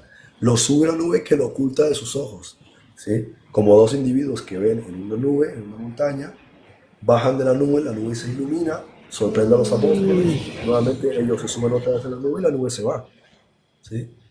Pero Federic, Es que, ¿por qué no bloqueas a los antisemitas? Mira, este José de Utrera es otro. Pero acabo de bloquear a Néstor. no, déjalo que suba, El súbelo. pastorcico, súbelo, No, súbelo a José Utrera.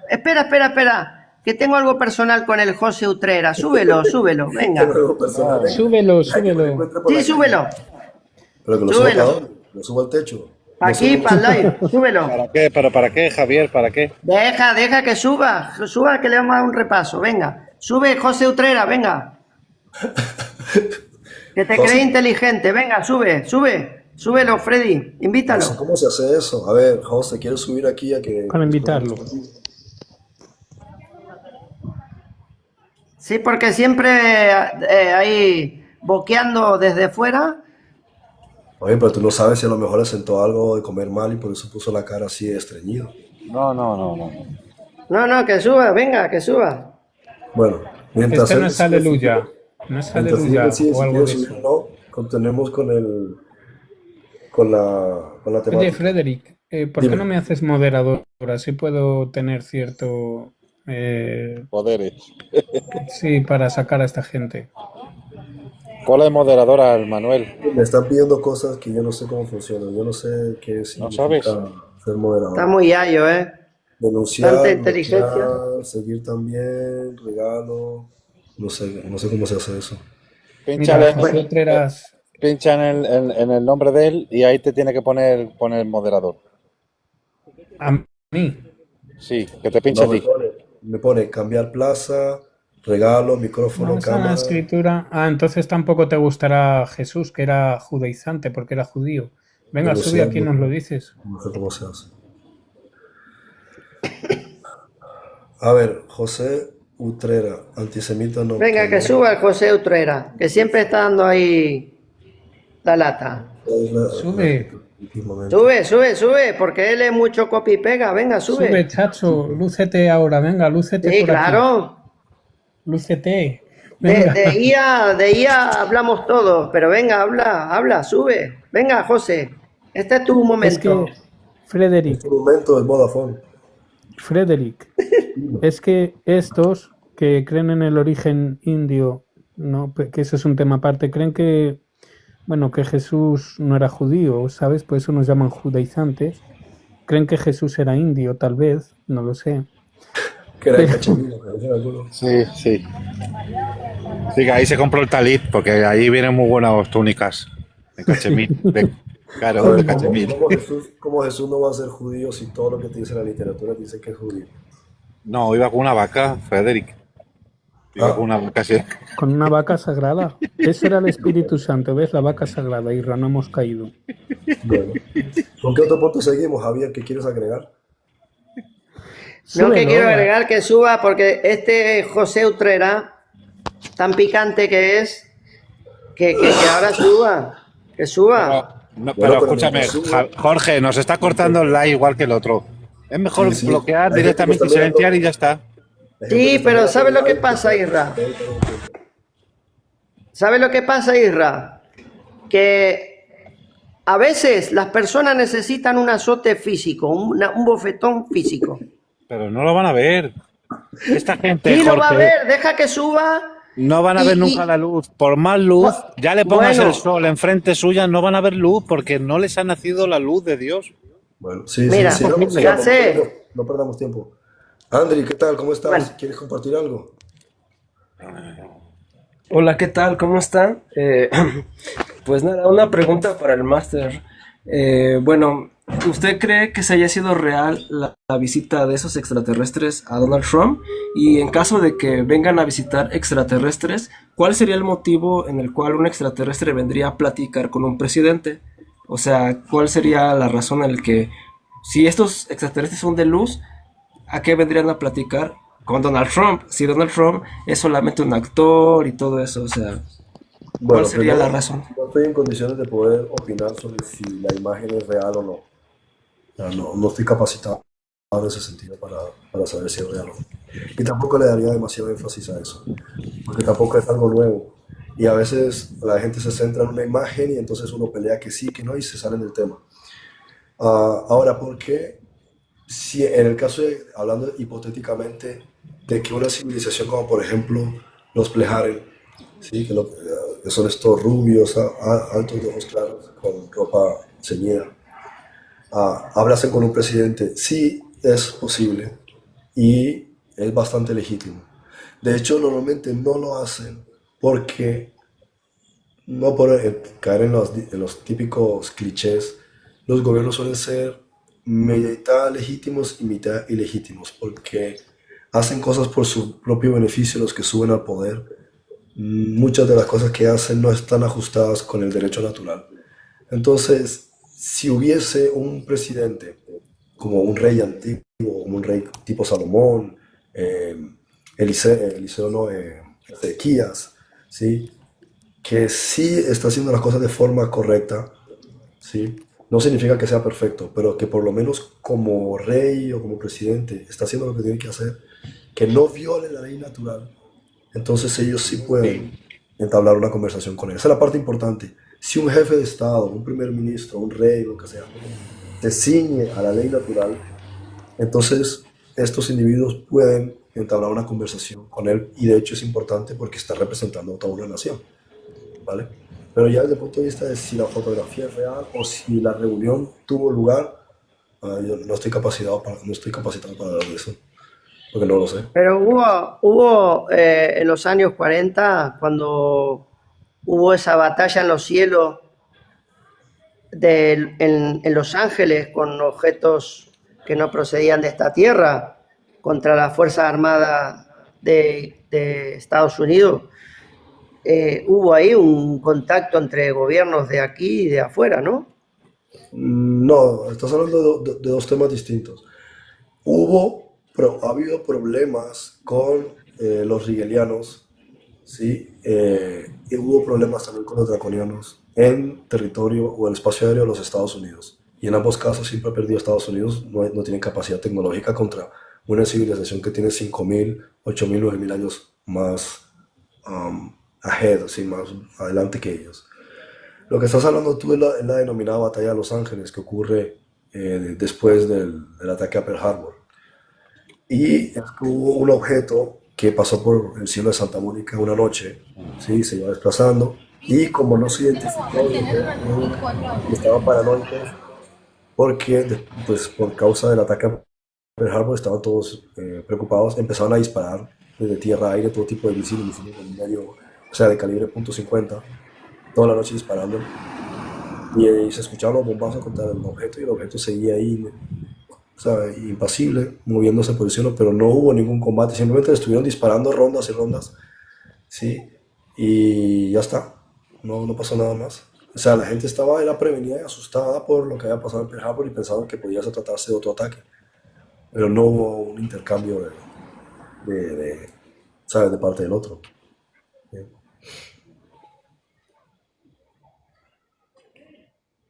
Como este ministro de Canadá que habla de tantas especies que hay, ¿sí? Paul Heller.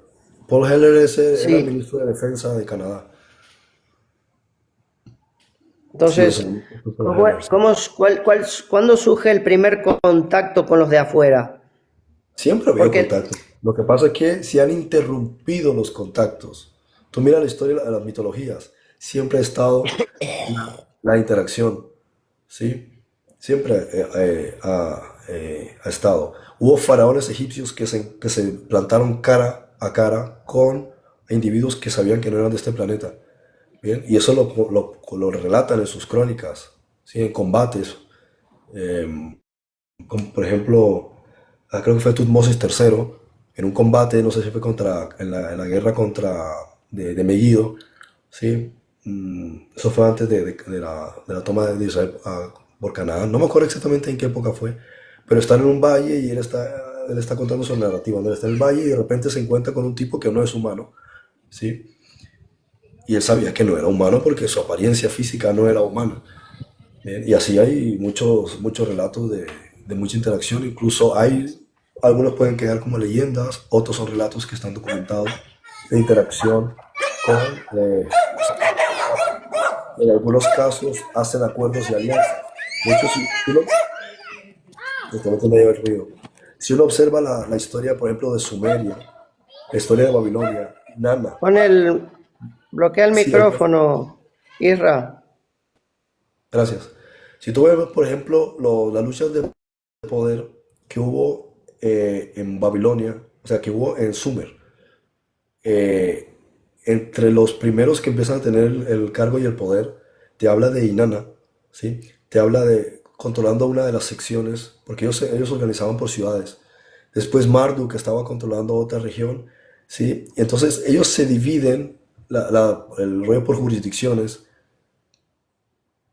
y tienen conflictos y divisiones entre ellos mismos. Y ellos hacen acuerdos para poner a individuos en el cargo como reyes. Entonces, el rey está ahí, este tipo les está ayudando, pero Inanna no era de la tierra, ¿sí? Marduk no era de la tierra, Marduk era hijo de Enki. Entonces, estás observando que estos individuos llegan a la tierra, no tienen, o sea, nadie les planta cara, la gente los considera dioses. Los que los pueden, los que les podían rendir cuentas están a años luz de aquí. Se supone que confiaban en que ellos venían aquí a administrar, pero cuando llegan aquí, ven que nadie les está mirando, no hay cámaras de vigilancia, no hay registros, dirán, oye, pues, si a mí me mandan de administrador a este planeta, nadie está observando lo que yo estoy haciendo, puedo hacer lo que me dé la gana. Yo aquí soy un dios. Hasta que se enteren de lo que está pasando, si es que se enteran, ellos confiaban de que no se enterarían, ellos fueron aquí dioses. Cuando llega una delegación a revisar cómo están sucediendo las cosas, se empieza a enterar de que llevan aquí siglos haciendo lo que les da la gana. Entonces simplemente se les juzga por las cosas que vayan en contra de la ley natural. Por el resto de cosas, si no hay delito, si no ha habido transgresión de las leyes sobre el desarrollo de un planeta, no tenemos de qué La- quejarnos, vinieron aquí de administradores. Pero ha habido acuerdos legales. Los nazis, por ejemplo, tuvieron contacto con cierta civilización que les estaba ayudando, una civilización de Orión. Los soviéticos en los años 20, 30 ya empezaron a tener también ciertos contactos. Estados Unidos contactó con los rigelianos en el 53 y ellos hicieron un desplazamiento y trajeron varias naves enormes, una flota, y las situaron detrás de la Luna. Y a partir del 54 empezaron a tener acuerdos legales. Luego lo hicieron con un grupo de Sirio B y con los draconianos. Pero no hacían más que meter la pata porque hacían acuerdos con civilizaciones que eran jodidas y que no respetaban los acuerdos. Y el problema de que tú hagas un acuerdo con alguien que no lo respeta y que tiene 5.000 años de avance tecnológico respecto de ti, es que si viola el acuerdo que hicieron, tú no les puedes reclamar. Porque ¿qué le vas a reclamar? Te voy a pegar por violar el acuerdo que hicimos. Ven, pégame, a ver si puedes. yo pienso una cosa, porque soy una persona que habla de lo que vio. Si estas tecnologías de fuera quisieran hacernos daño, pues ya no nos hubieran hecho, ¿no? A ver, hacen ciertos grupos lo que se atreven a hacer, porque hay algunos grupos que son muy atrevidos, pero todo lo que haces, tienes que tener en cuenta que como hay policía en la Tierra y hay ejércitos, también hay quienes gestionan las cosas en esta galaxia. Entonces, tarde que temprano se enteran de lo que está ocurriendo.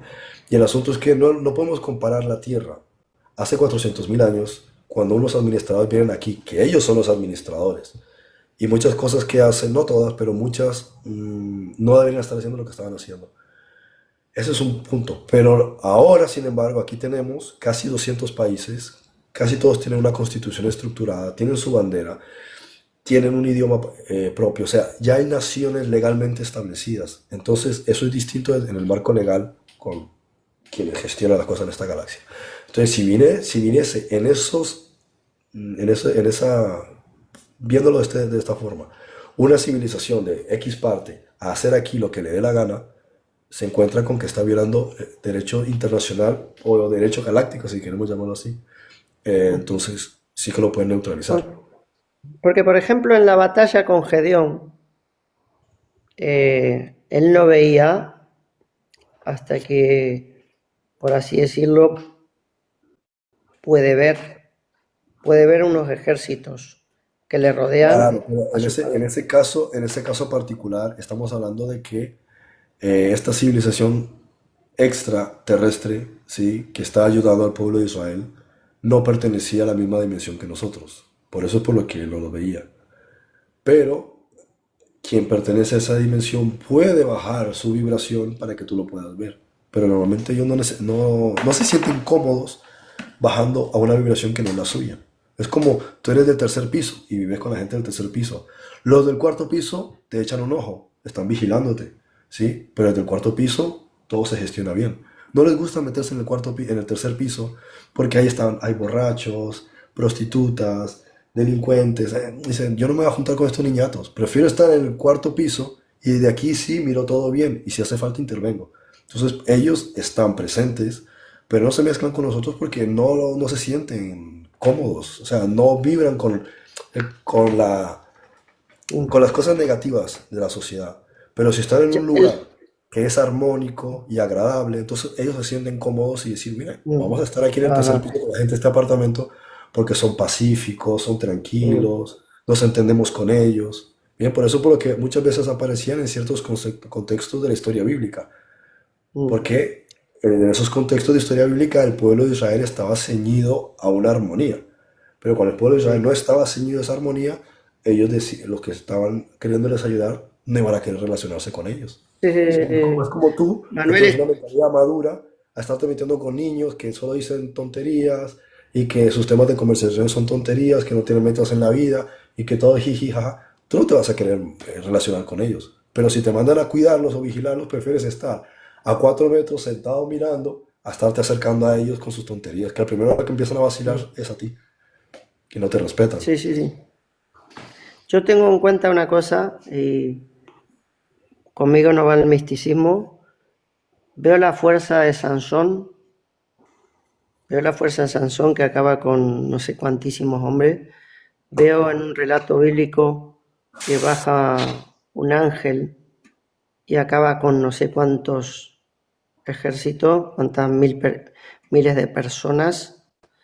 Veo que Jacob en un relato pelea bueno, dice que pelea con Dios. Yo no creo que pelee con el Altísimo porque eso es imposible. Es una forma de decir. Veo relatos de que él ve una escalera bajando del cielo y ángeles subiendo y bajando. Veo relatos de que los nefilín les gustan las mujeres de aquí, terrenales, y de ahí nacen gigantes. Entonces, me salgo de lo religioso y de lo místico y digo, ¿qué es todo esto? En realidad, ¿qué es todo esto? ¿Quiénes somos?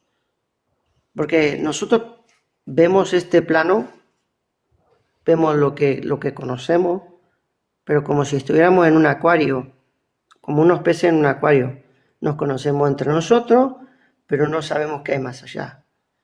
Pero cuando viene una escritura que nos habla de todo esto, nadie quiere ir más allá de lo que ven sus ojos, porque todo es especular, todo es, bueno, te sales de nuestra secta religiosa, te sales de lo que nosotros pensamos, ya no eres como nosotros, por eso hay tantísima diversidad de pensamiento, ¿no?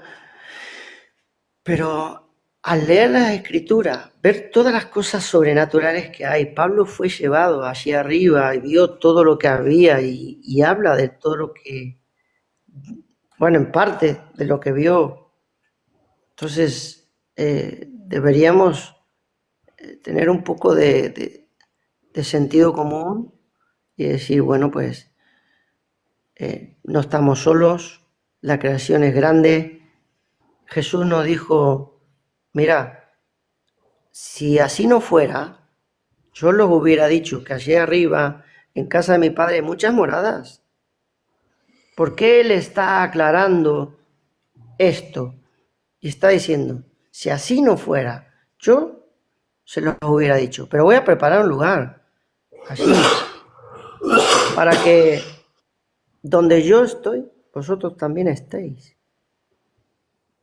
Estamos hablando algo de que ellos vienen de la lejana tierra de los postreros cielos. Estamos hablando de Isaías 66:15, que habla que el Señor tiene unos carros de combate en apariencia como torbellino, Isaías 66:15, y que el Señor vendrá con llama de fuego y reprensión contra la tierra en el día de su ira. Oye, hay otro Entonces, interesante que dice, debemos, ¿quiénes son esos que vuelan como las nubes y como las palomas hacia los palomares? O sea, estaban viendo unas naves que volaban ahí, se preguntaban, ¿qué es eso? nosotros hemos pensado siempre por la religión que todo es, como has dicho antes, según las pinturas de Miguel Ángel, unas nubes, unos angelitos tocando arpa y piano, volando de una nube a otra. Pero no se ajusta a la realidad, porque eso es misticismo, especulación. Es decir, incongruencia total. Cuando Pablo nos dice en Efesios 3:15 que ahí arriba, donde él estuvo, hay familias en los cielos. Los ángeles, no sé, yo me imagino, serán distintos a nosotros en cuanto a la corrupción que nosotros tenemos en la carne, en este físico, en este cuerpo que es distinto al cuerpo celestial, porque dice una es la gloria del cuerpo celestial y otra la gloria del cuerpo terrenal. Pero el cuerpo terrenal ha sido afectado por el pecado, por la transgresión, por las ideologías de Satán. Entonces, claro, tenemos una mente religiosa. Acusamos a los demás que son religiosos, que van a misa el domingo, que adoran a imágenes. A la misma vez, nosotros no pensamos que en todo esto hay una realidad que no se ajusta a ninguna religión. Bueno, sí, bonita reflexión, Javier. Aquí estaba comentando, disculpa, el José Ultrera, tu archienemigo, dice, igualito que los de Zacarías Sitchin, usa la escritura como supuesta fuente. Y lo que estoy hablando no tiene, no, o sea, no es, o sea, Zecharia Sitchin es un investigador, creo que de Uzbekistán, si no me equivoco, aunque él estudió creo que en la Universidad de Jerusalén.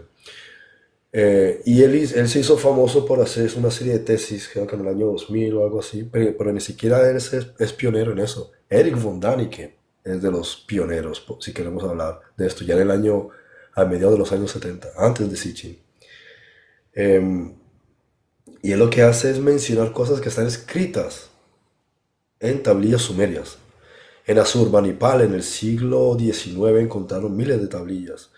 Y hay literatura en todo el mundo, escritas en tablillas, en jeroglíficos, en la Biblia. O sea, la literatura antigua, tú la coges, la desgranas, ¿sí? La lees debidamente y de eso es de lo que estoy hablando, ¿vale?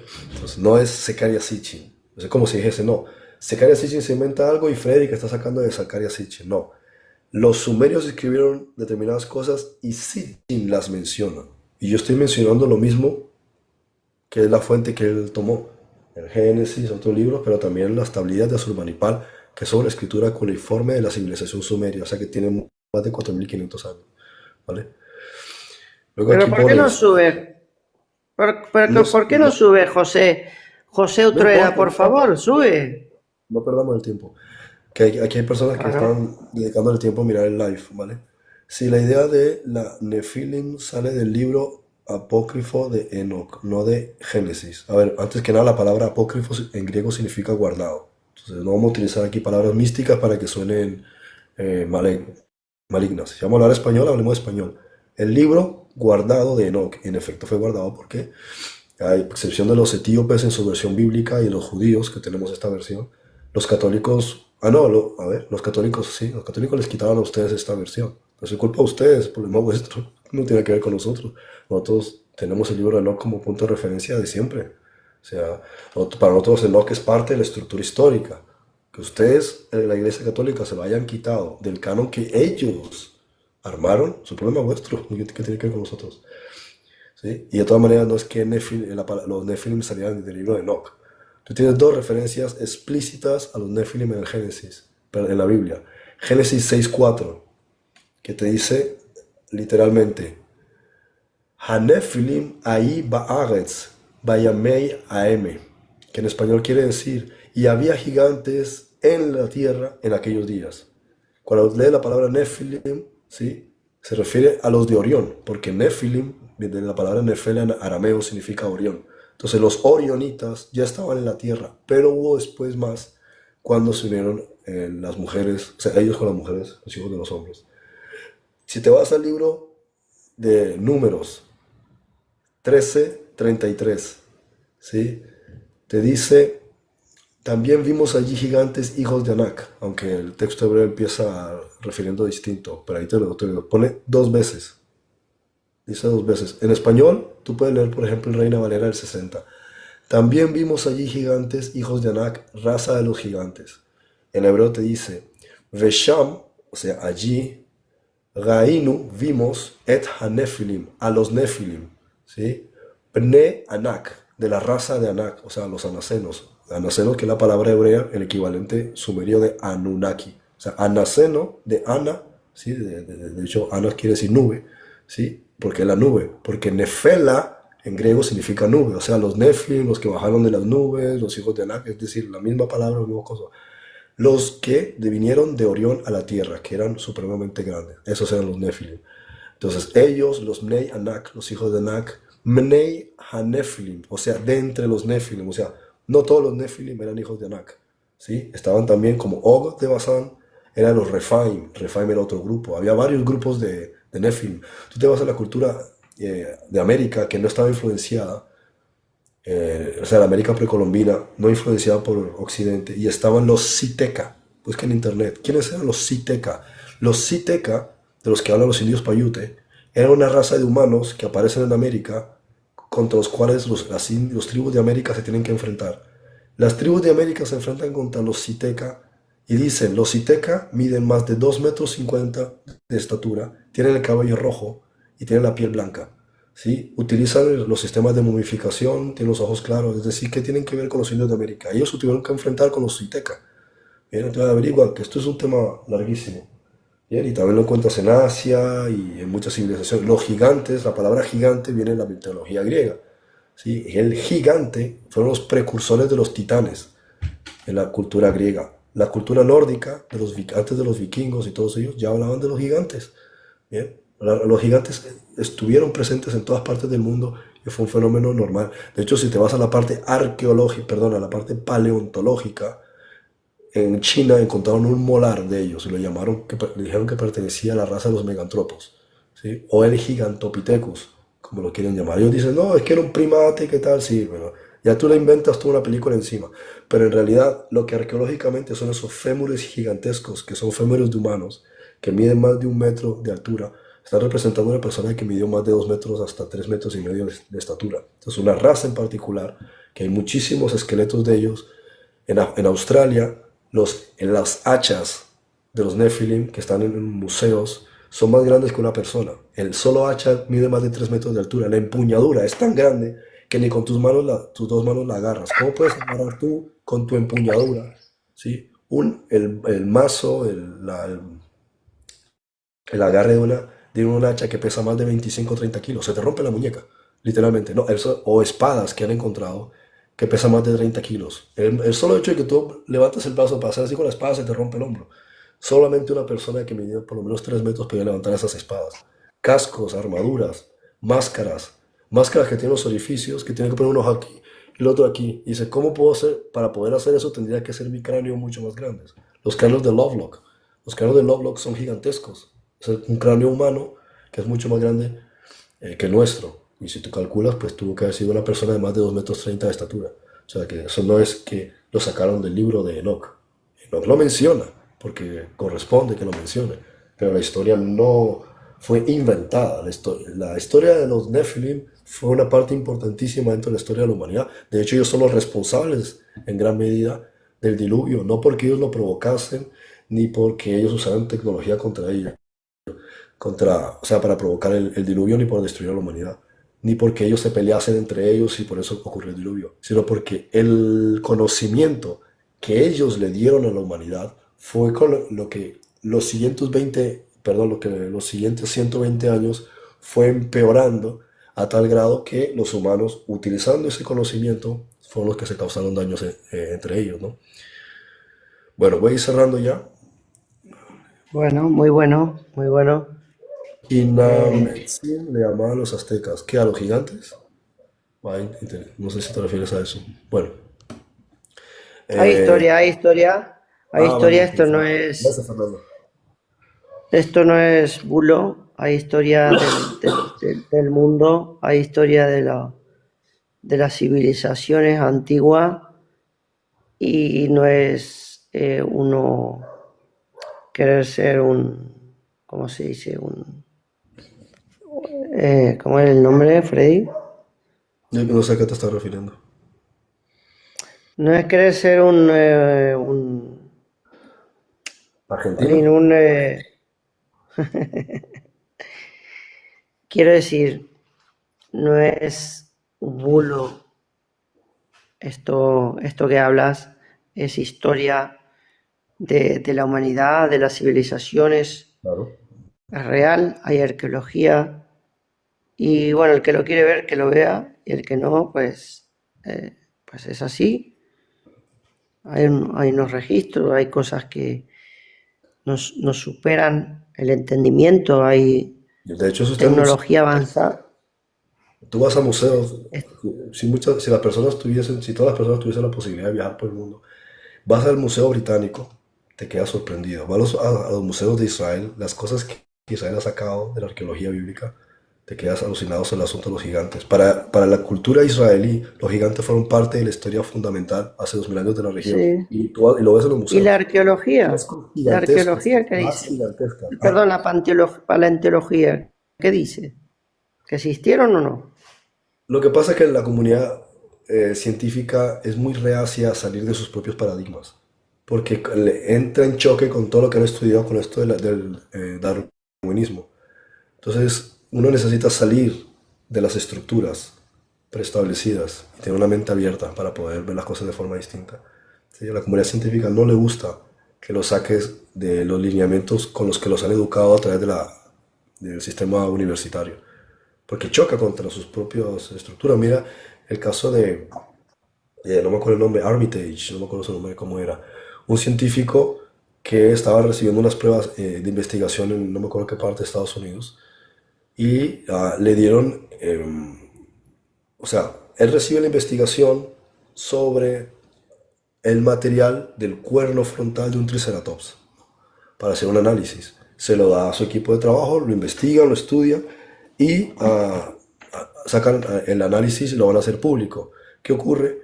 Que a nadie le habían preguntado de a qué pertenecía el animal. Ellos pensaban que era un hueso de algún animal muerto hace algunas décadas.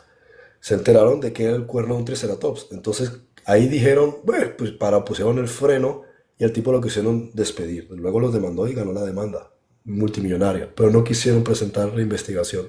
¿Por qué? Porque resultó que el pedazo de cuerno no estaba fosilizado.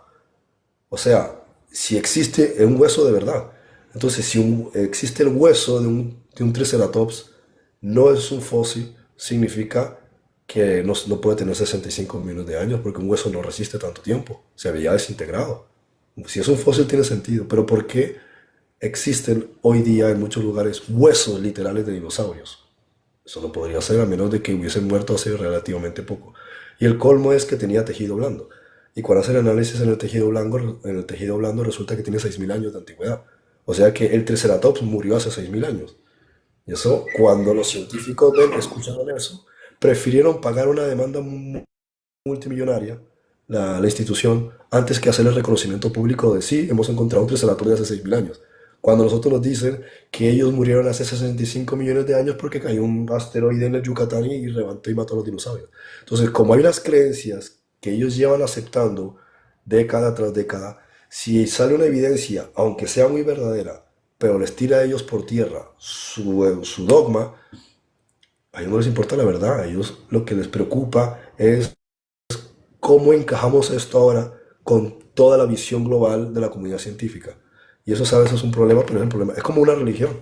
El problema es cuando uno se cierra a su forma de ver la vida y no acepta la verdad, eso ya es problema de la propia persona. ¿Sí? Bueno, pues nada, señores, que estén muy bien Buenas noches. y que tengan Gracias. excelente semana, ¿vale? Y muchas bendiciones. Hasta la Shalom, próxima. shalom. Gracias por todo. Bendiciones por tus palabras. Gracias por estar. Buen live. Y nada, Bueno, hablamos. listo. El Un abrazo Eterno a te todos. bendiga. Amén. Y a ti también. Y a ustedes. Chao.